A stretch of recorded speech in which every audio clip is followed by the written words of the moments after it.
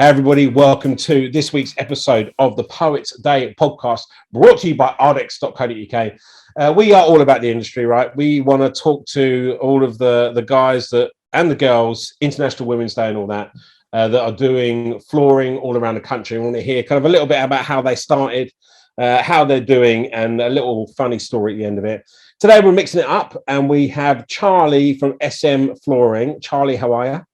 I'm not too bad actually today. Not too bad. Sun's shining. It's a nice day out there. Yeah, spring is on its way, right? Definitely. I can smell it. So, Charlie, I mean, normally, right, we speak to business owners. Now, you work for SM Flooring, and I think is that Shane?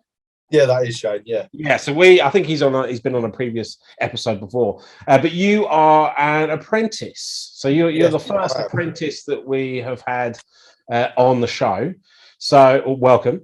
I feel honoured. Yeah, cool, man. So let's kind of crack straight on. So tell me a little bit about yourself. How did you get into flooring?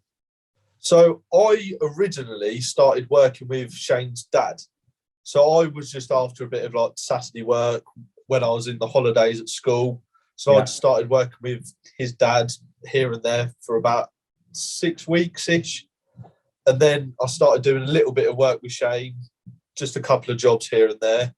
And then it got to when I was doing my A-levels and Shane needed someone with him, he decided to give me a text and see if I wanted to start doing Saturdays or days I could during the weird lockdown phase where you could only go out for certain reasons. Oh, this was what, early 2021, you're saying? Yeah, it was, yeah.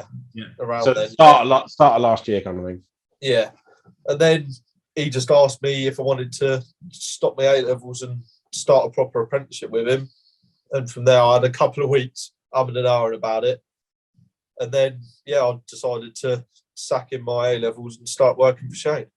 Far out. Okay, let's dial that back a bit. Let's talk about the A-levels piece, right? That is a brave decision. Yeah, it really was. To drop your A-levels, right? Yeah. Now, I don't have any A-levels either, right? I left school at 16 and went straight into work. But this was like 25, 30 odd years ago, right? Yeah. But now there's such an onus on secondary or higher education, right? Yeah. How did that process go? Did you speak to your parents and go, I'm off to be a tradie, see you later? Or did they take it all right?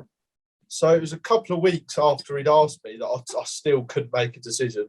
I was umming and ahhing because obviously I was a year into my A-levels. That was a year's worth of work I was just going to let go to waste. Yeah. For a job that I'd only been doing for a few weeks. So it was, but I really enjoyed it. It was the only thing that was still drawing me to it. And then I realised at the end of the day, the A-levels that I was doing, I wasn't going to be able to get a decent job that I really liked. Sure. Well, what were you doing? What A-levels did you pick?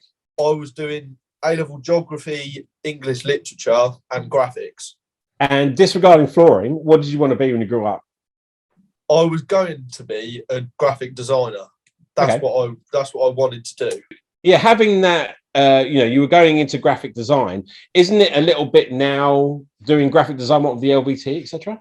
Yeah. So when we're doing like on the LVT side of things, you get the odd customer that wants like a big motif in the middle of their floor or something like that. And it's pushing boundaries and stuff. Yeah, that's a lot of design work. So that's the sort of thing that would be the same as what I would be doing. Yeah. Which is quite handy anyway.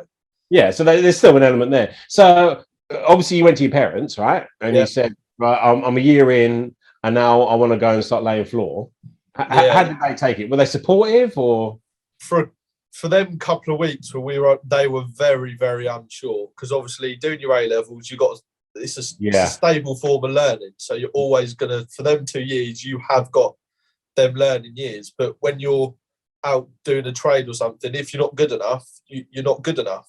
Yeah, sure. So it was a lot more unstable to take the offer than it was to stay at school. So there was a lot of decision making going on for a couple of weeks. Yeah, I bet. And then that was it. So obviously you kind of like you were doing your A-levels and then you might have gone to university as well after that, right? So there's still probably another 3-4 years worth of training after that before you actually start, boots on the ground. Yeah, there was. Yeah, definitely. But you decided to do a practical apprenticeship, like not just being an apprentice, but you've actually gone, I would assume, through the formal channels of being an apprentice for SM Flooring, right? Yeah, definitely. Yeah, I have. And how was that process? How was obviously SM Flooring would have been quite supportive in bringing you on board, and I would assume doing all the paperwork and administration and stuff like that. But what about actually going through the mill, actually being an apprentice? How has that been over the last, 12 months now, you say? Yeah, it was. So the first 6 months, it was more, I was learning what different things are, how to do different things, but more of like a watching sort of scenario. Yeah, so sure. I do little It's like a training side. And this is full time? Yeah, it is. Yeah, full time, 5 days a week, Saturdays if I'd like. Yeah. And it's just there is a lot of pressure on me, obviously, because I want to do the best I can and I want to be out doing it on my own. Yeah. But it's more, obviously, because we do a lot of different things like laminate and LVTs and carpets, there is a lot to learn. So it's all loads of different fields we do at different times and things. So it's a lot to learn. And how have you found it over the past kind of 12 months? Because obviously when you were doing the odd Saturday morning here and there when you're doing your A levels, it's probably all right. It's probably like a bit of cash in hand, or at least a pay packet on a Saturday that you go and spend at Weatherspoons, and it's super easy, right? You don't need to worry about it too much. Yeah. Now it's 40 hours a week and you've got PAYE to pay. So how is that transition to go from part-time, spending your money that day, to full-time? Actually, now you're in a career of it. So it was a massive wake-up call, really, because for the last year I hadn't really been working, to all of a sudden being full-time, doing stuff every single day, not being home till late, getting up early, was a massive shock to the system. But after a while it sort of started getting a little bit easier, and it's just sort of now it's sort of becoming a routine now. That's good. I mean, that's like that's the general rat race, right? And I think would you recommend it to other kids of your age, right? Because it must worry mums and dads out there, of people cutting A levels halfway through. Like I said, I'm indifferent around secondary education and higher education, right? I've got to where I am now, where without anything past GCSEs. I don't necessarily put an onus on that college and university kind of side, right? But to kind of go halfway through it and then completely change careers. I mean, my hat comes off to you. That's it's a really brave decision to do. But what would you recommend it? Is it going well? Do you see a better future for yourself now, being in this industry, now that you've kind of thrown in that whole graphic design, quote unquote? Yeah. So when I was doing my A levels, it was all purely and simply because I didn't have any other options. Yeah. So I wanted to do something with graphics and drawing and all that sort of design work, but I had no clue where I was going to go, what I was going to be doing. But then on the other side of the coin, coming here and working for Shane, I knew exactly what I'd be doing. And then that's a career ahead of me, rather than umming and ahhing for the next few years, going to college or university. More and more debt. To get a degree in graphic design and then leave and go, well, now I've got to go and find a job. Stack shelves at Tesco. Yeah, exactly. So really what you're saying is that there is more certainty now in your career path. In comparison to when you kind of say, not that we're saying ditch your A levels, everybody, go and do an apprentice. Definitely not. But there's still an education piece that you're going through, right? So what do you do? What's your favorite part now of what you do? What do you really enjoy? Obviously, the listeners don't know that Shane's actually in the room with you right now, kind of like leering over you. But what's your favorite thing? What do you really enjoy doing as part of the flooring side of it?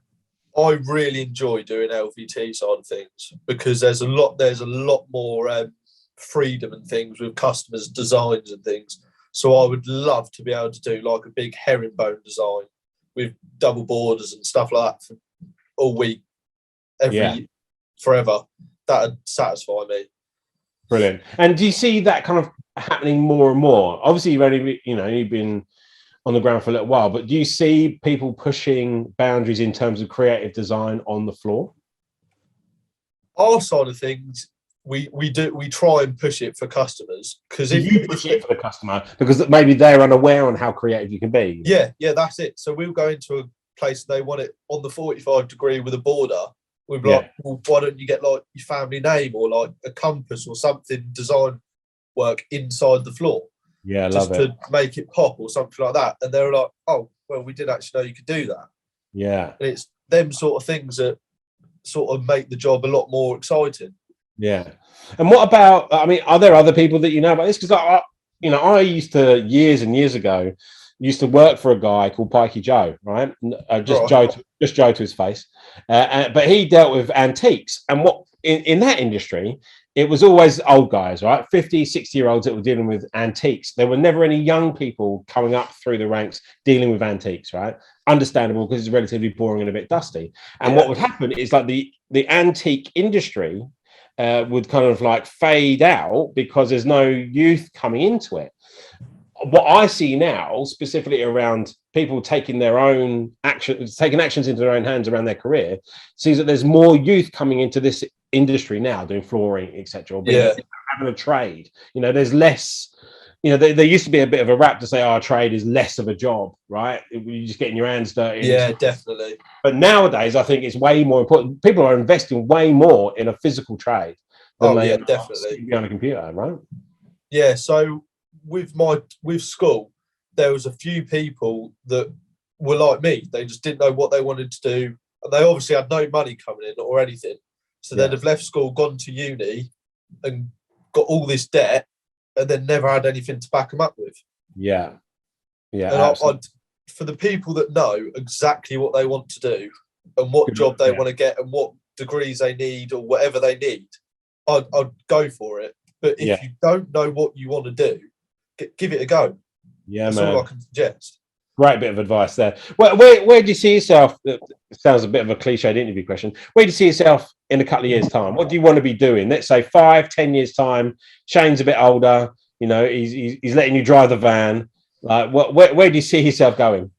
So hopefully, in a few years' time, I see myself helping. I want to get Shane off his knees, and I want to start helping him expand his business as much as he wants it, as big as he wants it to be, really, and try and find some suitable fitters for him and that sort of things, because there's not many that are out there that are like really, really enthusiastic, and none that are like Shane. I've never met anyone like Shane who's so enthusiastic about his job.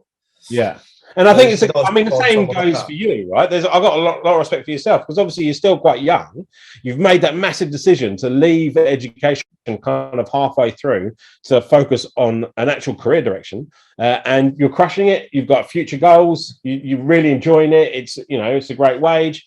So I mean, absolute kudos. You're a good representative of youth going into a physical trade and not putting down all of their chips on education, right? Yeah.